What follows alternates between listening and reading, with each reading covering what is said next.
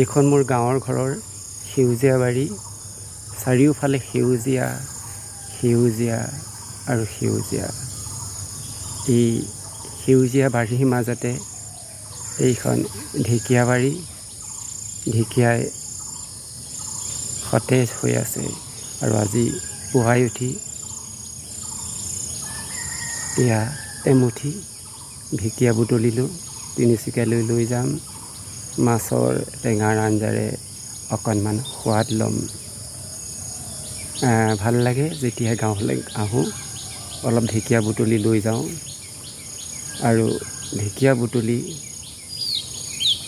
Nostalgic হৈ পৰোঁ, কিয়নো শৈশৱৰ পৰাইতো কেতিয়াবা নদীৰ কাষত, কেতিয়াবা এনেদৰে বাৰীত ঢেকীয়া বুটলিছিলোঁ। সেয়েহে সেই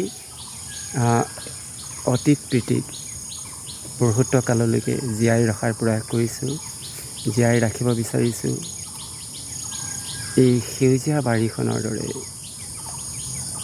মোৰ মন, মগজু, দেহ, প্ৰাণ সকলো সেউজীয়া কৰি ৰাখিব বিচাৰোঁ। কি সুন্দৰ পৰিৱেশ, কি সেউজময় পৰিৱেশ। আৰু এই সেউজময় পৰিৱেশৰ দৰেই